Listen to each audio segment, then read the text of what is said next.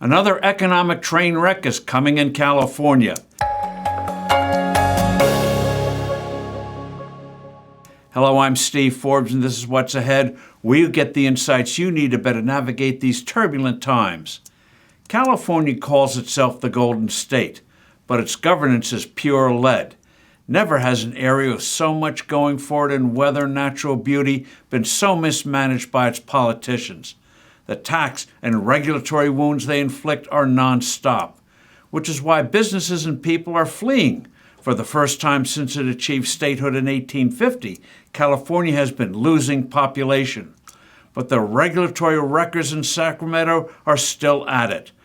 They are scheming to ultimately ban diesel-powered locomotives.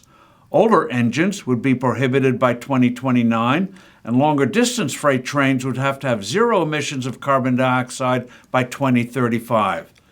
The battery technology doesn't yet exist, but the once Golden State's modern socialists never let reality get in the way of their fantasies.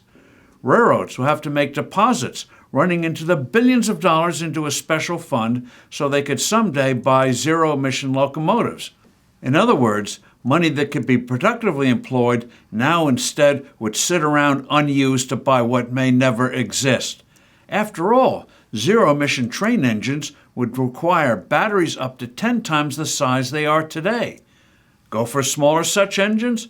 Put aside the inefficiency, smaller battery locomotives would be vulnerable to fires and explosions.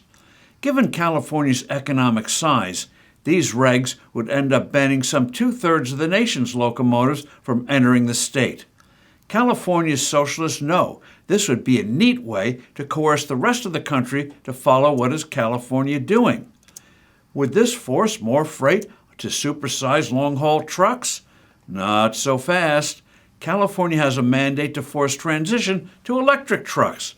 The whole exercise is dangerous. It makes trains and trucks more prone to accidents. It's a massive waste of money that could be used by the private sector to enhance our standard of living. It damages the economy at a time when we desperately need vigorous growth to deal with Washington's financial mess and to fund a much-needed, overdue military buildup to deal with an increasingly ominous world. The inconvenient truth is that the whole global effort to ban fossil fuels has been an astonishing folly that has done far more harm than good. When it comes to transportation, California has demonstrated its unique ineptitude with its project to build a 463-mile-long high-speed rail system between San Francisco and Los Angeles. To call this fiasco a white elephant would be an insult to pachyderms. It is a decade behind schedule. The estimated cost has vaulted from $35 billion to $135 billion and climbing. Only 1/4 of its length is under construction. The actual route has been repeatedly altered for political reasons. Projected ridership, which was unrealistic from the get-go, has been scaled back. Funding is uncertain.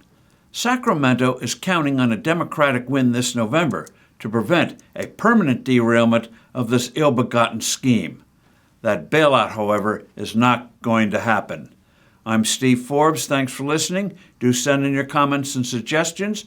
I look forward to being with you soon again.